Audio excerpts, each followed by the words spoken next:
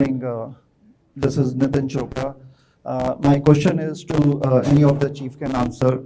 2016, 2017, the crime rate started rising up, and we are almost 9-10 years. We cannot afford another victim. It's so sad stories that we have 300 victims here. Across Canada, the number is very high. How much more advocacy we have to do so that our political class should listen to it, because enough is enough, and when enough is enough, because we cannot, if we have another victim today, who will be the accountable? Is that police or the lawmakers or what? Because Canadians don't want to see that. Our heart goes to the victim families, victims, and being in media, all of us, we covered so much of stories. Our hands are full. We don't want to see it, but we have to be bold. What next? Chair Nando, Chief, any chief can answer that. We need to stop this.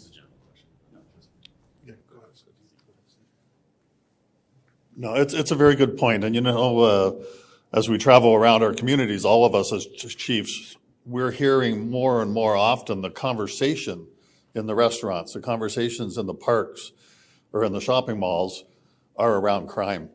And Canadians are becoming fed up, rightfully so, with crime, and particularly violent crime.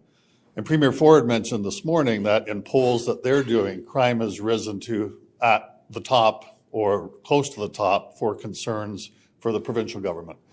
Obviously, the economy and other things as well. But I think it's incumbent on every Canadian to speak up. Canadians are becoming fed up with crime. I heard it last night at a fundraising event for the Oakville Hospital. One person there was a victim of a violent home invasion. Another one was talking about, is it time for people to arm themselves and take a different approach? We don't want Canada to become that. We want Canada to become the safe country and communities here that we were before. But every Canadian has to speak up and let our elected officials know that this is a severe concern for all of us.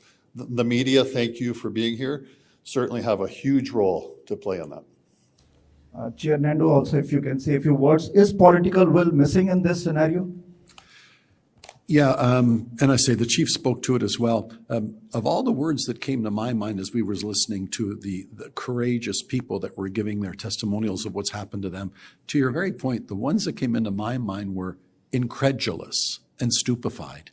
That you would think it's time that our political masters, particularly at the federal level, realized it's time to change some legislation. And in terms of tangible points, a dozen have been made on what we think they should be doing to deal with the Young Offenders Act, bail reform, et cetera, et cetera. But it's becoming an echo chamber. We've been saying it for so long. We have confidence in this new government. We hope they've listened. You'd have to be tone deaf not to hear what the public is telling us. And it is time for action. But I have some confidence through efforts like this, through our provincial government and our new federal friends, that it is time to look at this far more critically, because it is a top of mind issue for all Canadians right now. Thank you.